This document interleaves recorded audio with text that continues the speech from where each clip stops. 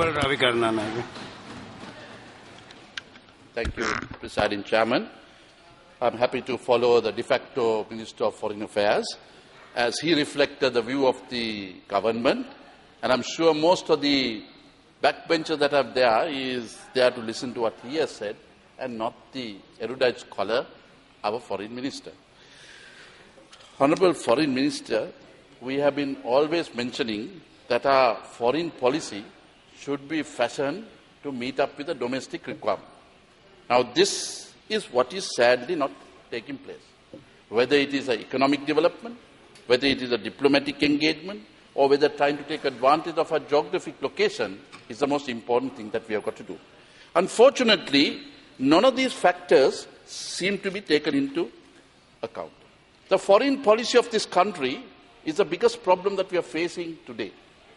While this little Sri Lanka is basically struggling to come out of the militaristic victory which has taken place, the foreign policy has been pushing the little country back and not able to shine as the miracle of Asia that is there. Let me also start off by mentioning our deepest sympathies to the South Africans, for Nelson Mandela, who was a statesman who came into the world, fought on behalf of his citizens, went into jail, and then led his nation to a gracious victory, and is no more with us. I think he is a leader that many have to emulate, especially the rulers, and also to take note, as Sajin was mentioned, when he left jail, he had no animosity behind us.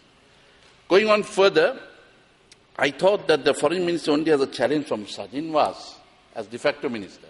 Neomal Pereira is the standard beneficiary because when everybody is travelling worldwide, he is the acting minister. Now we have a bigger threat from a backbencher such as Surya Peruma, who challenged and is exactly in line with the Mahinda Chintane statement. So these are the type of things that are projected to the world and makes a little Sri Lanka into a vulnerable state. These type of stupid statements that are made are the ones that antagonize the good relationship that are there with our best of friends. You must be able to catch more bees with honey than with vinegar. You don't need to basically put our foreign policy into test.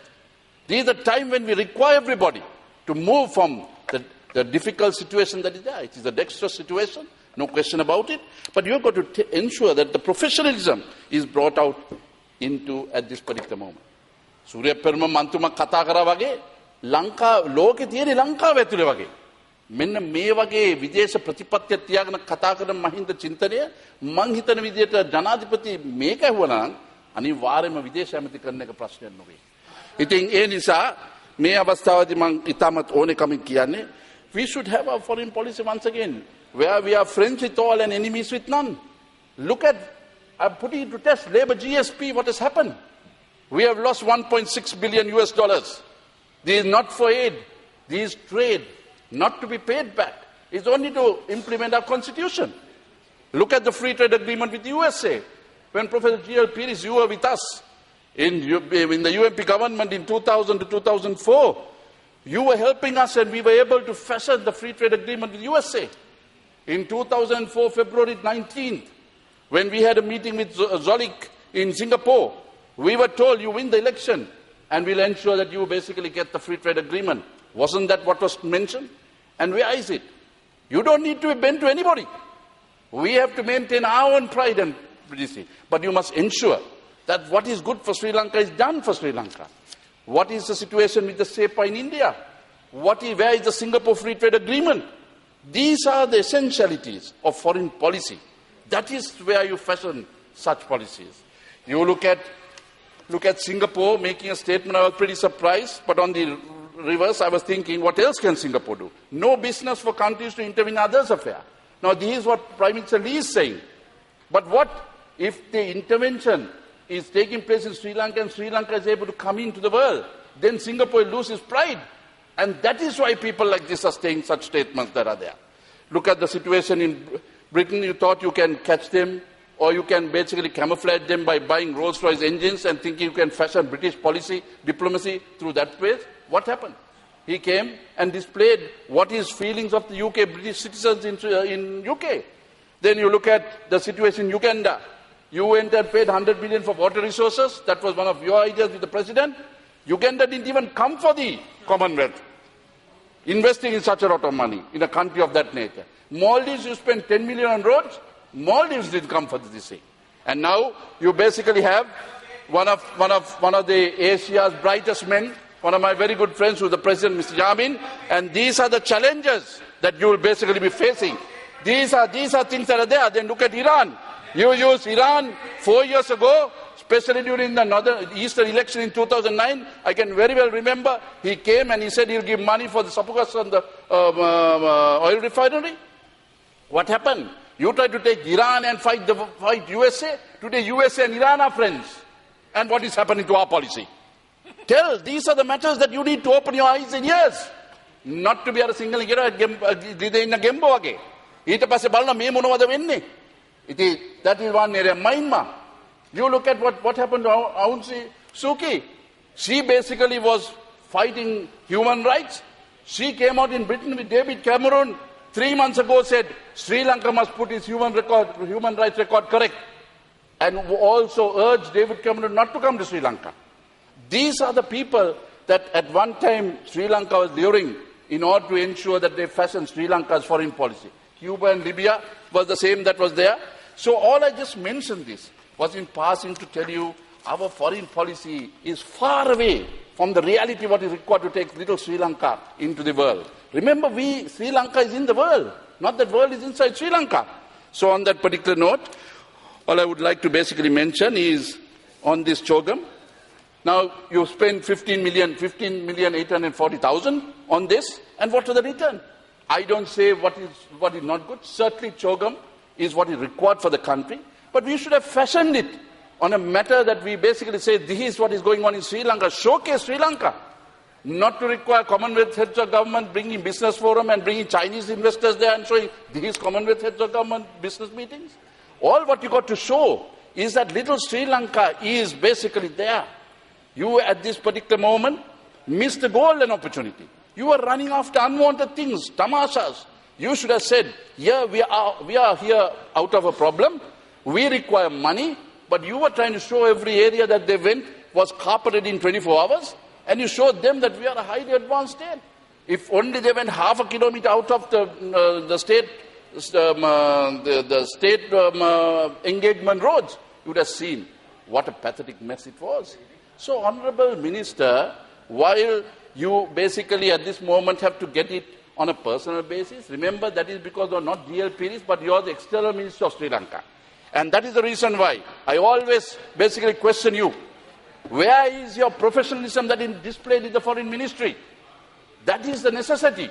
It is the Sri Lankan foreign policy that is at test. Look at the ratio of diplomacy into the career diplomats that are there. It's almost 70% diplomats, the political diplomats that are there. Where the sense of foreign ministry professionalism has eroded. The fact that you have put in politicians from outside, the sense of togetherness is no more there. Honourable Minister, you may be External Minister by gazette, but this is not the mandate that is running the Foreign Ministry. You are other people that is running that ministry for you. Now this is what needs to be corrected, and that's the reason why I'm basically saying, you basically had 24 heads of governments that came. Most of the country did attend with some person that came. That was not the necessity. You went after 54 heads of state. And that is what Sri Lanka was trying to showcase. And you basically didn't live up to that expectation. Now, Honourable Minister, the President of our country is the head of the Commonwealth. Now he has to live what is expected of the Commonwealth of him. You can't preach to the world what you don't practice in Sri Lanka. The media freedom, the judiciary, the Chief Justice that was sacked in 24 hours. These type of things need to have corrective action. And that is what we basically are talking at this particular moment. Mr. Sajin Vas was mentioning of a statement that he mentioned about the punitive justice and restorative justice. I would basically ask, you said that you have released all the LTT killers that are there. Well and good. Why have you not released 233 military people that are there in custody? Why have you not released 325 people that was answered in Parliament who basically spoke to a LTT? They are in jail. There are 5 people, less than 33 years old, who have spoken to Minister Karunamma, and they are still in custody. They are in, without a charge. No, I don't want to. You basically, you listen. Learn to listen. We are not basically, you can do that with Mahinda Rajapaksa, not with us. On this particular one, you are basically not allowing your restorative justice to start. Now, as a Commonwealth head of government, ensure that you walk the talk. And on this particular basis, all what we basically ask is ensure that democracy is basically put to test. And that is what is expected. Look at the particular thing at the moment. You look at India. Now, India, we require India as one of our closest neighbors, who have been there at all given times. They gave the maximum support during the war, and because of them, that we were able to have a historic victory over these terrorists. Now, India can do without us, but can little Sri Lanka do without India? These are the questions that you have got to ask. The answer that came in from Honorable Surya Peruma doesn't augur well on that score. Where is the free trade agreement extended to ensure we have the CEPA, the comprehensive economic preferential treatment that is there? That is what is expected. This is foreign diplomacy at its best. We lose the opportunity. I'm tabling a document that basically says, India Madhya Buddhi Sevaya Andwen Kepiva Illai. Why have you not restored? Why have you not given in to the India's requirement of handing over KP? Who the hell is KP to us? He's one of the bunch of terrorists that helped to kill 74,000 armed forces and the police. How many innocent Sri Lankans lost their lives because of this guy is collecting money overseas? Where is the 23 billion rupees that was supposed to be caught when he was arrested in Malaysia? Have these basically things gone into de facto parliamentarians or etc.? Where is it? To whose money has this gone? So, on that particular score, all we are basically asking is, why are you antagonizing India? Why are you antagonizing India against KP? Who the hell is KP to us? Look at Rajitha Seraratna, who's basically having India retaliates in fishing crisis. What has happened? You basically get some of our naval guys who basically today are trigger happy. They go and arrest the Indian fishermen, and then basically have 30 Indian fishermen in Sri Lankan prison, and then about 300, 400 Sri Lankan fishermen are in Indian prison. So these are the matters that you have got to ensure you engage. That is what you expect of foreign policy. Not to ensure you have a foreign minister who pet poodles on the president when president says jump and you jump. And when you say how high you need to jump, once again you do that. That's not what is expected, especially of our foreign minister. Remember, you follow the traditions of ACS Hamid, Mr. Honorable Lakshman Khadiragama, who stand tall in the world agenda, who are able to stand on their own feet. And that's what we expect of you as well. And that is where we basically call upon the government. Ensure we fashion our foreign policy on this basis. Tell me the desks, are they working in the foreign ministry in a manner that is expected? Where is the international marine waters that we are supposed to get, what with the Hiran Java and obtained for our country? Where is the benefit that is accrued to us? Or is the lack of professionalism that is there? You all appoint certain people that don't have the professionalism. Today, we have lost the benefit for another 4 years. That is what is expected of foreign ministry. Not to be basically going from one African country to another, asking how many of them are coming, and end of the day you display that only 23 of them are here. So, Honourable Minister, all we basically want to know is now, are you ready to take the world on the basis that you have spoken? Our President basically says that nobody should be in glass houses and should throw stones. Is he basically saying that to protect himself, or is he going to do that what he is doing? He has already done that and he's forgotten what he's done. So all we want to know is, now you challenge the rest of the world. What is the promise you gave Ban Ki-moon in 2009? Who mentioned that? Is it the United National Party, or is it the government and the president? Who is it that went to Geneva and said our human rights and our policy would be in line with our constitution, and as a result we will be doing what is expected of us, and gave a promise? Who gave that promise? Is it the United National Party, or is it the president and you, Honourable G.L. Peiris? then who basically gave promises 5 times to the Indian Prime Minister and never stood by what they said. That is why we look a standard joke with India. They basically gave us one of the biggest slap on the face by not coming here. Now, Prime Minister India not coming here was certainly something that was basically a challenging role for them.